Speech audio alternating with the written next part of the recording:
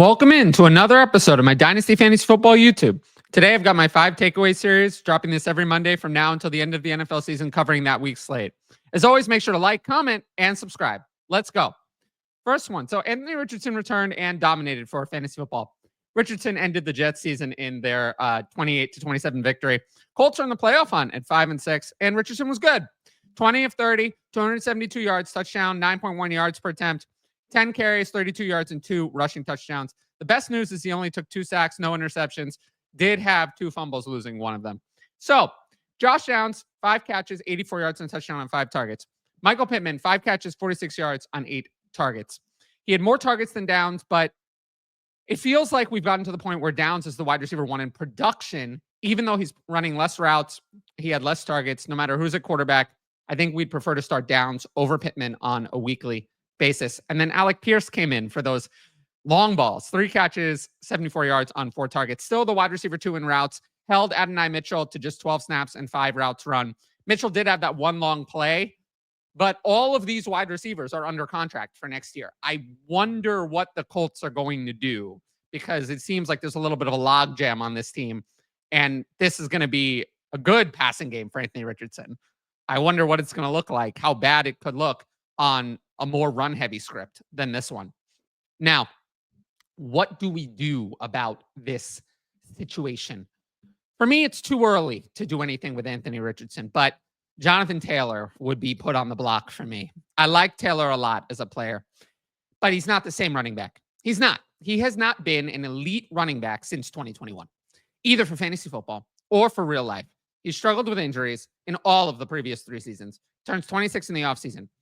He's averaged 4.4 to 4.5 yards per carry in each of the last 3 years. But the big problem is in the last 2 years in the passing game.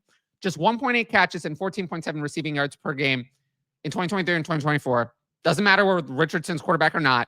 I think this is related to the presence of Josh Downs, who's available to take those short area targets away. Richardson, of course, doesn't check down, so it's even worse with Richardson in. Here's a couple of deals to sell Taylor. You get a 25 first and 25 second. I'd obviously take that. And Downs plus a 25 first. I'd take that even if I were competing. You don't have to sell Taylor if you're competing. If I'm not, I would look to move on from Jonathan Taylor. I'm just worried we're never going to get the high end upside back if this is the receiving game usage and Anthony Richardson is vulturing touchdowns. Takeaway 2. Brock Bowers is a historic rookie tight end. I mean, absolutely historic. He had a historic day against the Dolphins. It was sensational. 13 catches, 126 yards and a touchdown on 16 targets. 41% target share. And Michael Mayer was back in this game. It didn't matter. Bowers played 62 of 65 snaps. He was out there for essentially every snap. This year so far, Bowers in 10 games, 70 catches, 706 yards, 3 touchdowns on 89 targets, 7 catches and 70.6 yards per game. Far better than even Laporta's 2023 season. Bowers has almost 2 more catches and around 18 more yards per game than Laporta did last year. Bowers is the best rookie tight end of all time by a wide margin. He's already, just through 10 games, already 9th in receiving yards and 5th in catches for rookie tight ends ever. And he still has 7 games left to play. So, unfortunately, it's too late to buy Brock Bowers at this point. But I think Brock Bowers is going to give people misleading hope. So what are we going to do about this? We're going to fade the 2025 rookie tight end class and other overpriced tight ends next year in Dynasty startups. There's never going to be another Brock Bowers. There hasn't been one. There has never been one. The closest thing to Brock Bowers is Mike Ditka, and that was 45 years ago. There will never, ever, ever, ever be another one. There hasn't, like I said, there hasn't been one in 45 years. There's not going to be another one. Dynasty teams are going to be desperate to fix their tight end positions because we've seen Bowers play so well. Travis Kelce's aging out. Mark Andrews, mostly disappointing. Sam Laporta, total disaster. Dalton Kincaid, total disaster. I think Colston Loveland is a good prospect, but trust me, he's going to be overdrafted. I'm not going to be interested in him at his price. I can tell you that. Going after highly priced tight ends in Dynasty was a huge mistake this offseason. And doing the same in 2025 rookie drafts or startups will be another huge mistake. NFL teams, we can kind of see there's a change. Unless you're Brock Bowers or Trey McBride, the elite of the elite, they're moving away from tight ends as featured receiving options. They use them when necessary. Tucker Kraft, for example, really good tight end, just disappeared this week. Dallas Goedert, Cade Otton. When the other players are healthy, they don't exist. When wide receivers are injured, mysteriously, they produce. Sam Laporta faded away once Jameson Williams was found. Travis Kelce needed Rashee Rice to get hurt to start producing. Tight ends are a backup plan for NFL offenses, not a primary plan. So I'm going to be looking to get those lower price tight ends, fade the higher price tight ends, or spending high end rookie capital on tight ends in dynasty startups or rookie drafts. Next takeaway. Jaylen Waddle disappeared again. Yes, I know. He was open on that one play. Oh, if he does a touchdown there, well, you can say all that. But you say that about any player. And it's been all year. It's been all year that Waddle has been disappointing. The Dolphins won 34-19. Waddle did not deliver. He didn't deliver. 2 catches for 37 yards on 3 targets. 3 targets is not good enough. He led wide receivers in snaps and routes run, but he managed just an 8.6% target share. Tua Tagovailoa has looked really good since his return. There's nothing wrong with him. But in this game, Odell Beckham had more targets than Waddle, as did Devon Achane. Malik Washington had the same number of targets and a rushing attempt, and Julian Hill had the same 3 targets that Waddle did. Waddle's performance has been unacceptable all year. And I get why people are frustrated. I'm very frustrated. Jonnu Smith. I don't know where the Jonnu Smith career revival came from, but it's been there. He led this week, 6 catches, 101 yards, and 2 touchdowns and 8 targets. Tyreek Hill had a nice game, 7 catches, 61 yards, touchdown, and 8 targets. Bounce back. Lost a little bit of his ceiling, but he's still a must-start moving forward. Well, Waddle, I can tell you for the rest of this year, there's something wrong with Waddle. Absolutely is not a must-start. Now, what do you do about this? Usually when people are panicking, we buy low. Only if it's very low, though. I am going to drop Jaylen Waddle in my rankings again because you have to. However, I think people have dropped him like 3 tiers too far. Now I get why. Waddle has fewer targets, receptions, yards, and touchdowns than Jonnu Smith on the year. Now, if I had told you that before the season, you would have thought I was nuts. Waddle also has fewer targets and receptions than Achane. He's been a disaster. He's lost a lot of his dynasty value. There's no doubt about that. But he's still just 25 years old. He turns 26 in a week. I highly doubt that he just became bad. So he also has a very long-term contract. He signed it this offseason. He's not going anywhere. And Tyreek Hill's not getting any younger. So there is a lot of future potential with Jaylen Waddle. Now, I am not saying to go and pay up for Jaylen Waddle. Here are 2 deals I would do that were in the trade database, Dynasty Daddy trade database. You buy him for Quentin Johnston. I get it. Quentin Johnston has scored a lot of lucky touchdowns. Quentin Johnston has been bad all year. I'm not buying it. I would much rather have Jaylen Waddle, who we know is good, over Quentin Johnston, who's never been good. And then another one, DeAndre Swift and a 26th third. I would still rather have Jaylen Waddle in Dynasty. And there were a lot of worse deals in there. There were deals for a second or less paid for Jaylen Waddle. Waddle is a buy low in the right spot. It has to be low.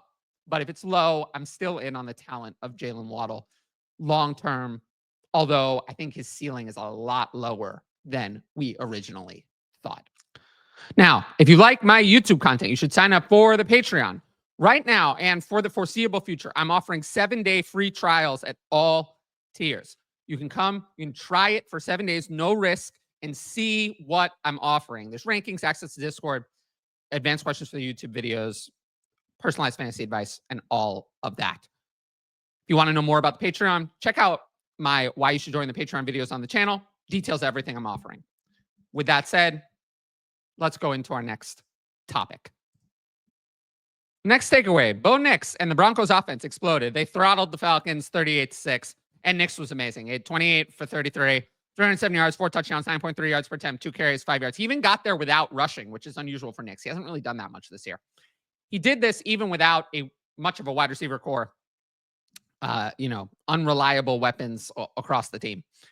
Courtland Sutton was their wide receiver 1. He had 7 catches, 78 yards on 8 targets. Devon Vele this week was the wide receiver 2. 4 catches, 66 yards on 5 targets. He played the second most snaps, but it's always a rotation. Little Jordan Humphrey had a touchdown. So did Marvin Mims. So did Troy Franklin. They all rotated in. I don't think we have much at wide receiver here that's going to be relevant long-term beyond Courtland Sutton. Not that even he's going to be that relevant, because I think the move is to sell Courtland Sutton. I think it's too late to get Bo Nix. I think now he's going to be too expensive. But Sutton represents a nice sell opportunity. He's had at least 6 catches, 70 yards, and 8 targets in his last 4 games. He's been a consistent fantasy producer, and contenders might need a wide receiver. However, Sutton's already 29, turns 30 early next year. He's going to have a very different situation next year. He has 1 year left on his deal with the Broncos. The Broncos may keep him. They may not. But regardless, Courtland Sutton is not going to be the top wide receiver on his team next year. We see that this offense lacks receivers. The latest mock draft that I saw had the Broncos spending their first round pick on Luther Burden. So that would make sense. The Broncos have Nicks on a cheap rookie deal for the next 3 years and plus a 5th-year option. They will be able to add weapons both via the NFL draft and free agency. Remember, they took the bigger cap hit from Russell Wilson this year, so they are open for business next year. They have the cap space. So Courtland Sutton, for me, is a player I'd look to move on from. I saw about 7 versions of this. Sell Courtland Sutton for a 25-second. If I am not competing, I would move on from Courtland Sutton for a 25-second. This is what I would want. This would probably be the minimum I would accept. I also saw this one, sell Courtland Sutton for Xavier Legette. It's a good way to move back in age. If I'm not competing, I just would much rather have Xavier Legette on the off chance that he develops into something over Courtland Sutton, who we know is never going to have dynasty value again. Last takeaway. T. Higgins will be a rich man in 2025. And oh boy, it is going to be really rich. The Bengals lost another tough game and 34-27 to the Chargers, but their passing game delivered. You cannot blame Joe Burrow for it. I mean, 28 of 50, 356 yards and 3 touchdowns. He delivered. And the passing game all went through Higgins and Chase. Higgins, 9 catches, 148 yards and touchdown. Chase, 7 catches, 75 yards, 2 touchdowns. Both had 13 targets. The 2 players had 26 of the 46 targets on offer. Chase Brown had 7. The rest of the passing game didn't exist. So all these other players are not doing anything. So what do we do here? I think you can still buy T. Higgins. Higgins is actually having the best year of his career on a per-game basis. But dynasty managers, I think, are still scared off by the injuries. Higgins has 6.3 catches and 81.5 yards a game with 4 touchdowns in the 6 games he's played. Of course, he's had 2 different stretches of injuries. Over a 17-game season, though, this would pace for 108 catches, 1,386 yards, and 11 touchdowns on 164 targets. Now, I'm not saying he's going to deliver that. I'm not saying that Higgins is a fantasy wide receiver 1 anywhere, but he is an NFL wide receiver 1. There is no doubt in my mind that he is one of the best 20 wide receivers in the NFL. No doubt. So he's going to be a free agent at 26 years old. Last year, Calvin Ridley got 4 years, $92 million at 29 years old, coming off a far worse season where honestly he looked kind of bad. Could Higgins get $30 million a year as a free agent? Absolutely. Which means if you're getting that kind of money, you're being brought in to be the wide receiver 1 on your team. With that said, the offers for Higgins are low. I saw one. Buy T. Higgins for Josh Jacobs in 25-second. Okay, I understand that one, but I would still rather have Higgins. Buy Higgins for David Njoku, tight end premium. I saw that. There were deals of a couple of seconds, and these were today, not a week ago, today, after the performance. So I think there are a lot of opportunities still to buy in on T. Higgins at a low cost. I'd be fine sending a first for Higgins, 25 first, if I thought it was going to be late. But I don't think you have to in a lot of leagues, although maybe it'll be difficult now after the big performance. But he is on a bye week, so the window might be open a little bit longer. Now, a little bit of NFL news today. 2 more minor stories. Tommy DeVito will start for the Giants. Finally benched Daniel Jones. I don't think this is super relevant. I kind of wished for the weapons that Drew Lock would be the one going in. I think he would have helped the weapons more than Tommy DeVito. DeVito's not going to be a future starter, but of course, you have to add these players in Dynasty Superflex leagues just in case. So he's added in all Dynasty Superflex leagues. Daniel Jones, for me, will be a backup. I wouldn't drop him, but he's no longer worth anything in Dynasty Superflex. And then if there's a buy low window on Malik Neighbors because of this, I would take it, but there probably won't be. I think people are not going to allow that on Malik Neighbors. Now, Gabe Davis, season-ending meniscus tear. Probably also the end of Davis's relevance for dynasty purposes. It's been horrible all year. We've seen that the meniscus tear can limit players. I mean, many players have had it, and then they don't come back the same. This is the end of Gabe Davis.